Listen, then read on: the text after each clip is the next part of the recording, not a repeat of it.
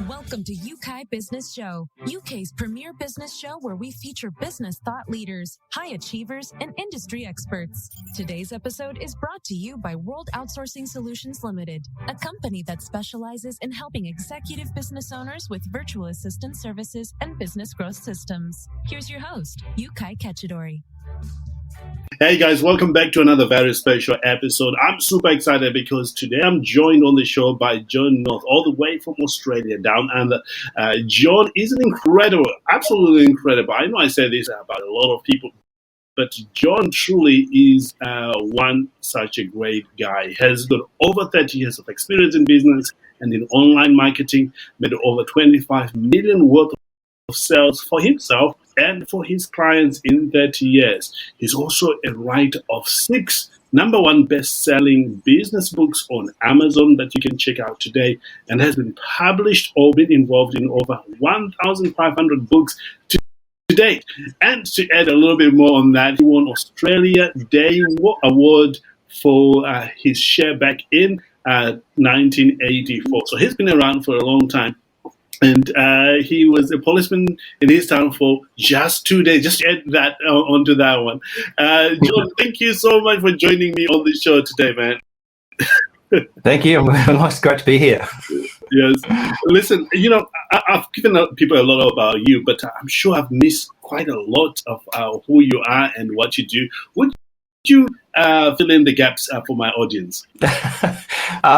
In a sort of a pricey kind of version, it's like the short sort of the Tarantino. I basically started when I was like 15 working in a bank. So I actually got a job in a bank and I left school and I was like only 15. And basically I learned a lot of bank system stuff over 10 years. I quit the bank and went into IT, like started doing accounting software and stuff like that. Yeah. Ended up doing running an accounting software business, so actually selling, and then ended up starting up Evolve Systems Group, which is basically the thing we're doing now in terms of the publishing books and things like that, and then moved into building software. So we actually come a full circle back to the software, which I must have liked. I think the look at it's like psychoanalyzing myself and thinking, what did I like? It's like I come back to the software. So over the last probably 25, 30 years, I've been sort of involved in small business and all those kind of things, that messy world, and I think the chaos of it. So I think I must like it. I think otherwise I would have run away a long time ago. yeah, amazing, absolutely amazing. One of the things that we are going to be talking about here is truly about taking control of your business world. Right now people depend on many other things like social media. They're at the mess of what is happening out there, and don't build systems that allow them to be in control. You, John, have had an exceptional experience that taught you not to do that. Tell us a bit about that history, how you ended up coming up with Evolve company and what you're doing there. So it's very interesting. I said a really good saying not long ago, is everybody's got a plan until they get punched in the face. All right. and I think basically I come from being punched in the face a lot from various platforms, and going back to my original business kind of scenario, when I took over this business in Sydney, when I took over the accounting software business, my supplier actually attacked us because they wanted another supplier in here, and they actually spent 7 years of this whole hard war fighting. We fought this war against them, basically. I should write a book about that, except I'll probably get sued. But the thing was that at the end of the day, it was a case that I realised out of that we didn't own anything. We didn't own our distribution network, you know what I mean? Like, we didn't own anything. We're just selling somebody else's stuff.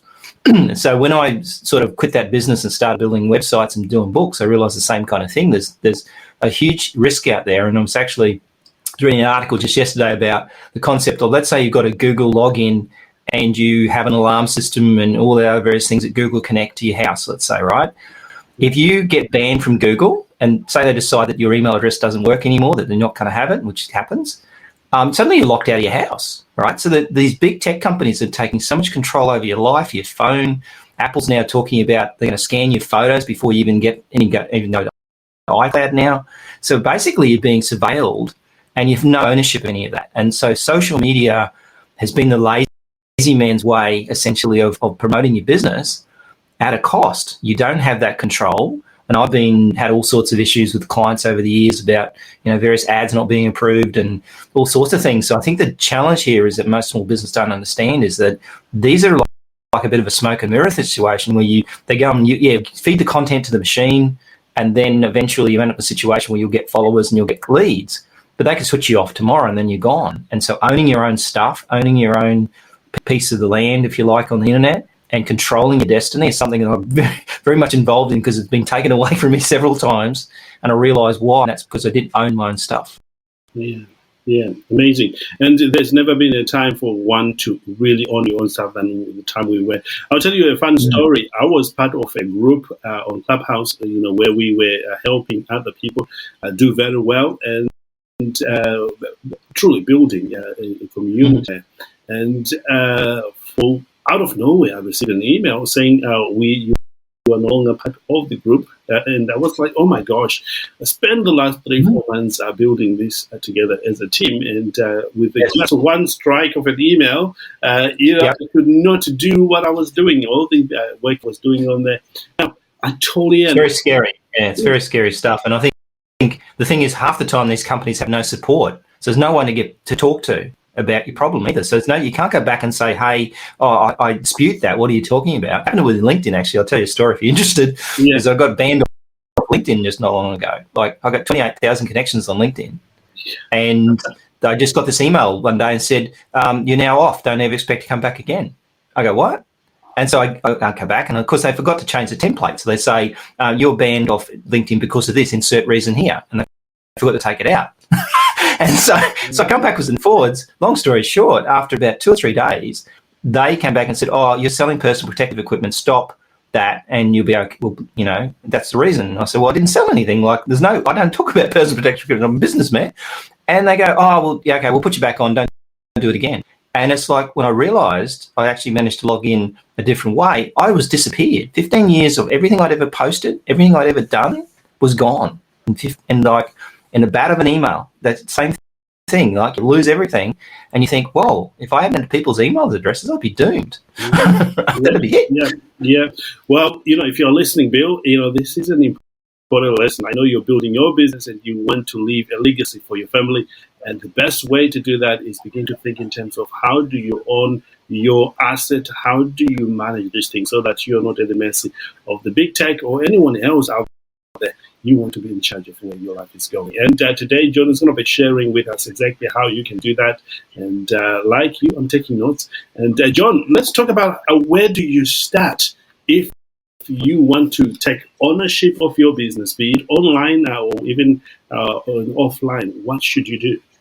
Well, I think the biggest problem I found was that, and this is kind of why we wrote Evolvepreneur.app ultimately, because I needed it for myself. Like, when I realized, so if you can be your own best customer, that's a good place to start. So what I found was that I always had all these different apps out there that I was running, and it was very hard to control the business. So I think the biggest thing I can say to most people is you need a business system, not a website. That's right. And so what a lot of people do is end up in this kind of thing where they've got, and I converted a coach just recently, 9 apps he was running. It cost me about $600 a month. So basically had all these disparate things running on without any overall system and process. So what's happening is they're just jabbing at stuff. Like, you just grab something, you try this and it doesn't work, you try something else, and you leave this kind of sway of mistakes and websites and all the stuff behind you. And I really wish that 10 years ago, when I started doing this online gig in a sort of a serious way, that I actually had started with something and stuck to something rather than jumped around everywhere, switching over to one kind of website builder and then jumping to another one and all that stuff, because you lose everything, right? You do. So the biggest thing that I say to a lot of people is you need to put your stake in the land, if you like, if you think about it, put your sign up, say, this is my block of land, and basically stick to your own block of land and make sure that you protect it and that you keep on improving on it, not jumping around, changing things all the time, thinking that's what's going to solve your problem, because it won't. Usually it's a lack of strategy. Usually what's happened is you're jumping around doing things because you've got no real strategy, and your strategy is hope. Yeah. The next big thing's going to work for you, right? This new gig on YouTube where you can get all these downloads and things, you're going to get, this new trick will work. The reality is that a solid foundation, take your time, build your audience, build your business, and stick to one place indicates that you're solid and you're reliable. And I think that's the problem. You check people out and you go, oh, hang on, that website doesn't work. Oh, I forgot to renew that domain.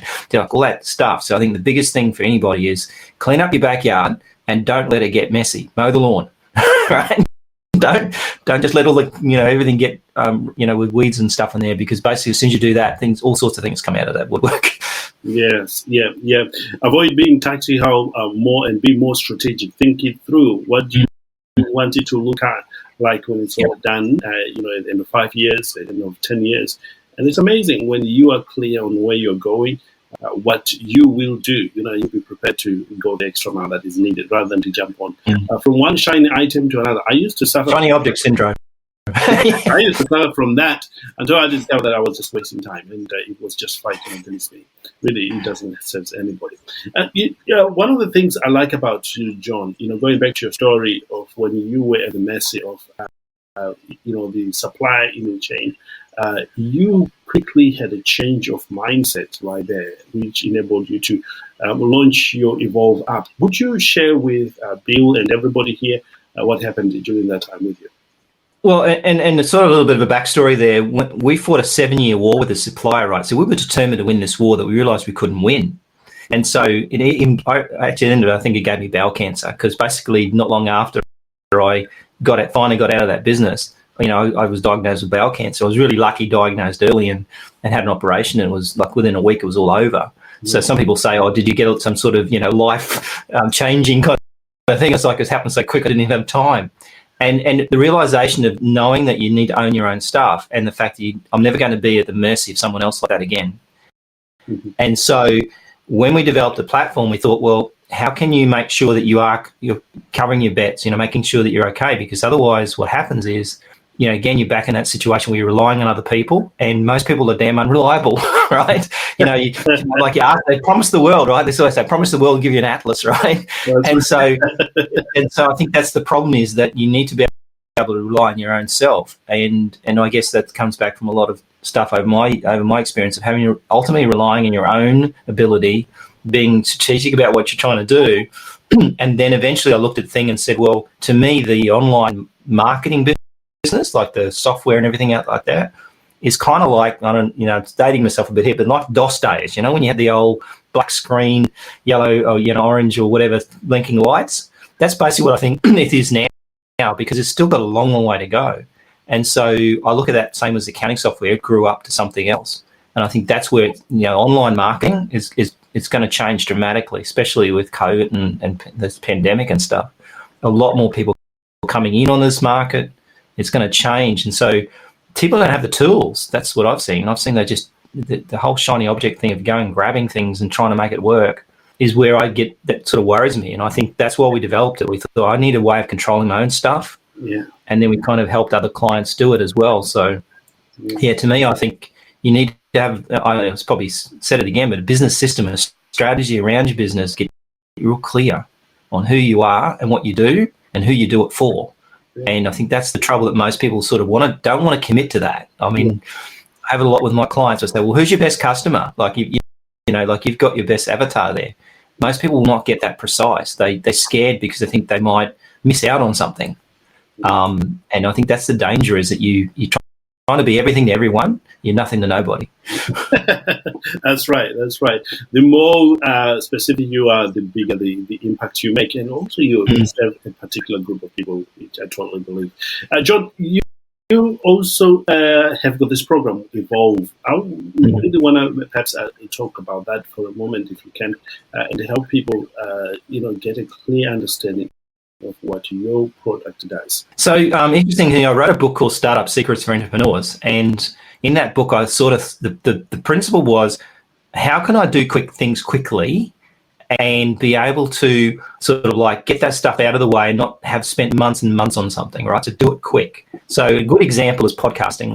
And we had this discussion before about podcasting, and it's an excellent kind of place to start. If you go audio only, it's low tech, there's not a lot you need. And so would you launch a podcast show? But the trouble is that, again, it's complex, right? There's a lot of complexities around podcasting. So what we looked at the app, right? You laugh, right?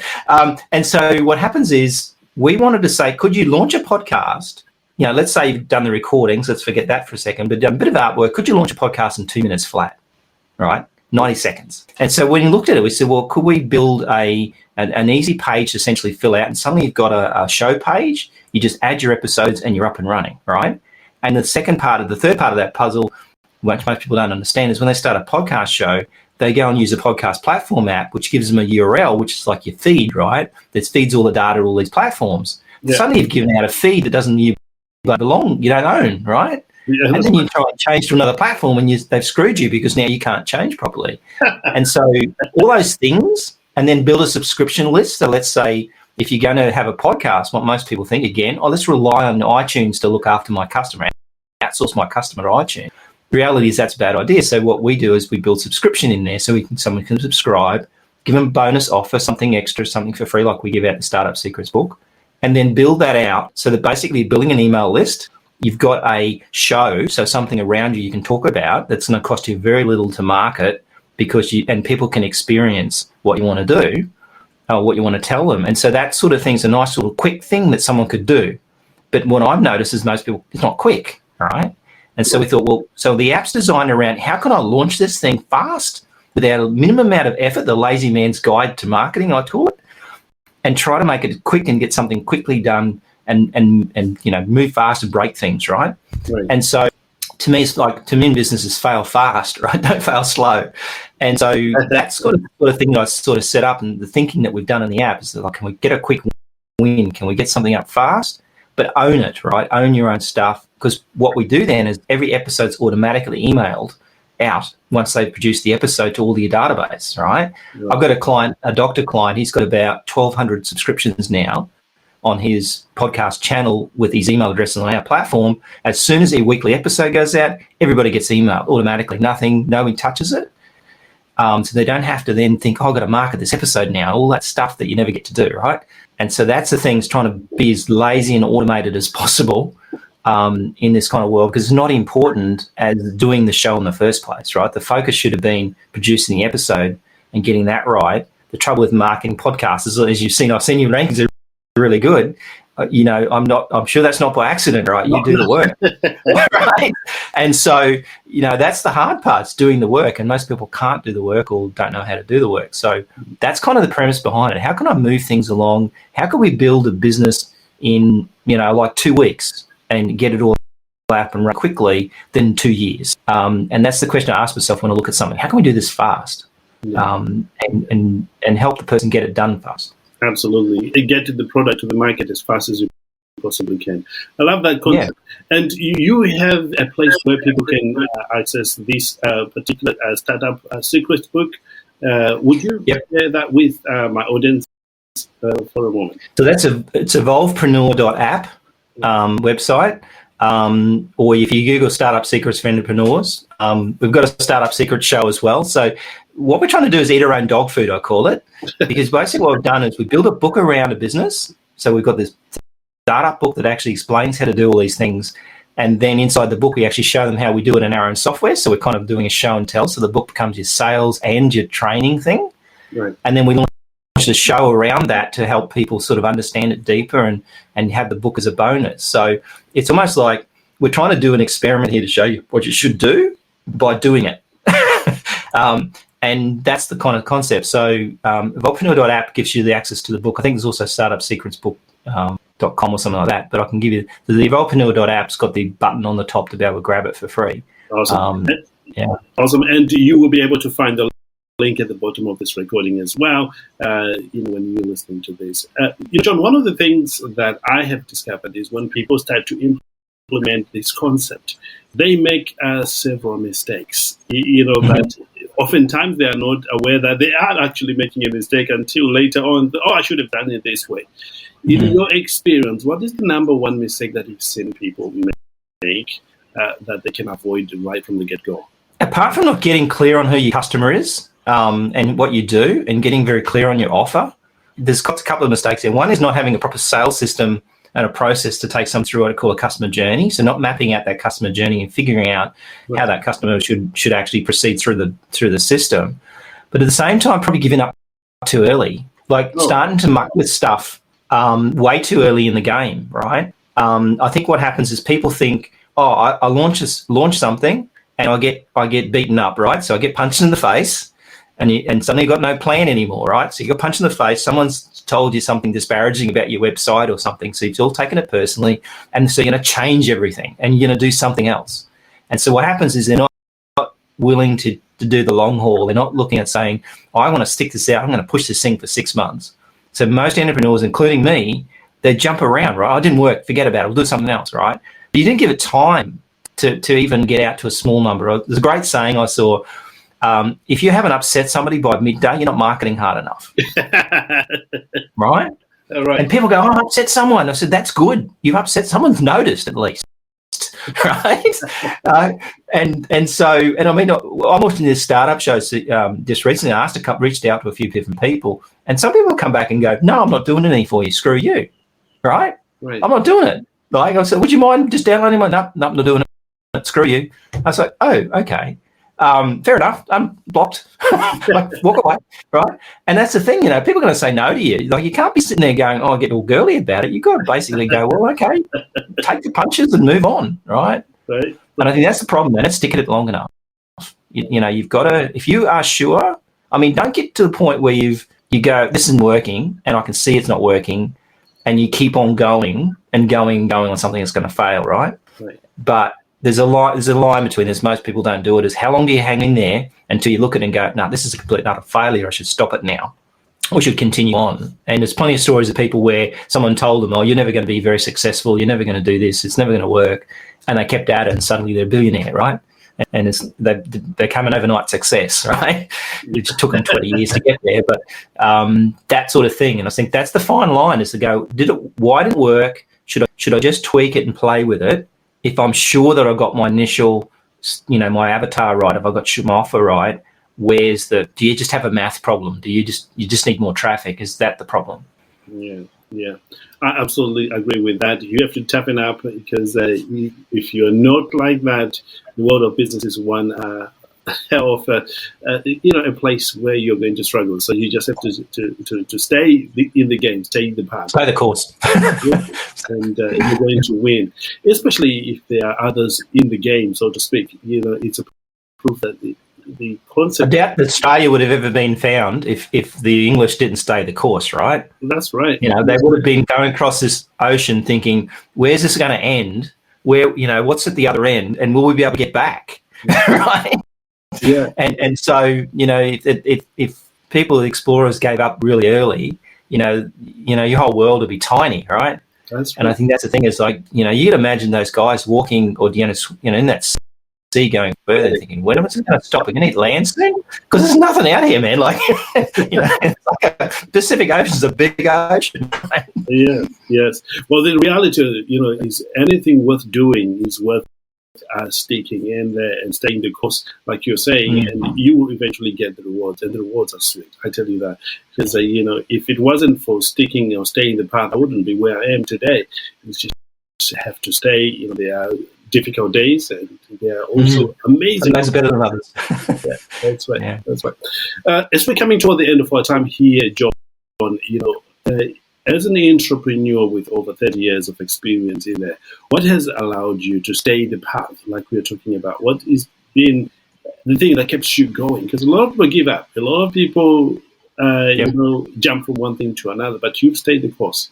And it's interesting that I think what you say to yourself when you're alone is the most dangerous thing. Right. And I think with entrepreneurs, because they don't have a lot of friends that understand them, they end up in a situation where, to get therapy, you have to become a guest on a podcast, because no one else will talk to you, right?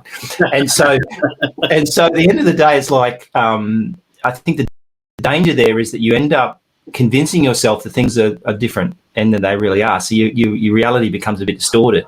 And one of the things that's interesting to me, over the last 30 years, I had a job. I had a job for 12 years. I started a small business and basically did that for must have been about 5, 6, 7 years. And then I had to go and get a job because I basically had no business. I'd sort of busted it and wrecked it, right?